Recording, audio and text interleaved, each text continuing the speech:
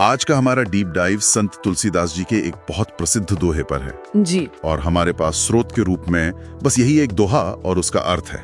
तो मिशन ये है कि इस छोटी सी रचना में जो गहराई छिपी है उसे समझा जाए। बिल्कुल, ये देखने में बहुत सरल लगता है। हाँ तो ठीक है, चलिए इसे खोल कर देखते हैं। मैं दोहे को पढ़ता हूँ। राम नाम बिनु जीवन जैसे दीप बिनु बाती, तुलसी ऐसे जीवन को कहो किसकी थाती। वाह। तो इसकी पहली बात जो प्रभावित करती है वो है इसकी बहुत ही सरल लेकिन शक्तिशाली उपमा। हाँ, जीवन की तुलना एक दीपक से और राम नाम की तुलना बाती से। सही। मतलब दीपक का अस्तित्व तो है, वो एक वस्तु है, पर बिना बाती के वो प्रकाश नहीं दे सकता। उसका जो असल उद्देश्य है वो पूरा नहीं हो सकता। तो एक तरह से वो बस एक खाली बर्तन है। बिल्कुल। और स्रोत के अनुसार ठीक उसी तरह भगवान की स्मृति के बिना या कहें एक बड़े उद्देश्य के बिना जीवन अधूरा है, व्यर्थ है। और यहाँ ये सचमुच दिलचस्प हो जाता है। जी। दूसरी पंक्ति पर ध्यान दें। जी।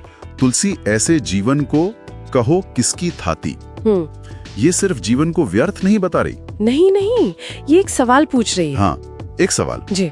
कि ऐसा जीवन जिसकी कोई आध्यात्मिक दिशा नहीं, कोई मकसद नहीं, वो आखिर है किसकी संपत्ति, किसकी थाती। हाँ, मानो उसका कोई मूल्य ही नहीं, कोई मालिक ही नहीं है। अगर हम इसे बड़े परिप्रेक्ष्य से जोड़ें तो राम नाम का मतलब सिर्फ एक शब्द दोहराना नहीं है। नहीं, ये एक उच्च उद्देश्य, एक मार्गदर्शक सिद्धांत या परमात्मा के साथ एक जुड़ाव का प्रतीक है। एक तरह का क्यों, मतलब लाइफ्स व्हाई। बिल्कुल।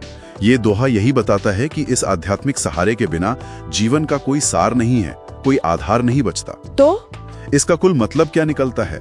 मतलब तुलसीदास जी सिर्फ एक तथ्य नहीं बता रहे हैं ना? नहीं, वो पाठक को एक तरह से उकसा रहे हैं। हाँ, उकसा रहे हैं कि अपने जीवन के मूल्य और उद्देश्य के बारे में गहराई से सोचो। जी, ये सिर्फ एक अवलोकन नहीं, एक सीधी चुनौती है। तो आज हमने देखा कि कैसे एक दीपक और बाती का सरल सा रूपक जीवन के उद्देश्य पर एक बहुत बहुत गहरा सवाल खड़ा कर सकता है। और ये एक महत्वपूर्ण सवाल खड़ा करता है हमारे लिए भी। अच्छा। हाँ, अगर हम इस दोहे के तर्क को आगे बढ़ाएं और मान लें कि राम नाम ये उद्देश्य जो है वो बाती है, ठीक है, तो उस जीवन रूपी दीपक में तेल क्या है? तेल। हाँ, वो कौन सी शक्ति है जो उस बाती को जलते रहने की ऊर्जा देती है? वो ईंधन क्या है? क्या वो हमारे कर्म है या हमारे रिश्ते, हमारे रोज के चुनाव? शायद इसका जवाब तुलसीदास जी ने हम पर ही छोड़ दिया है।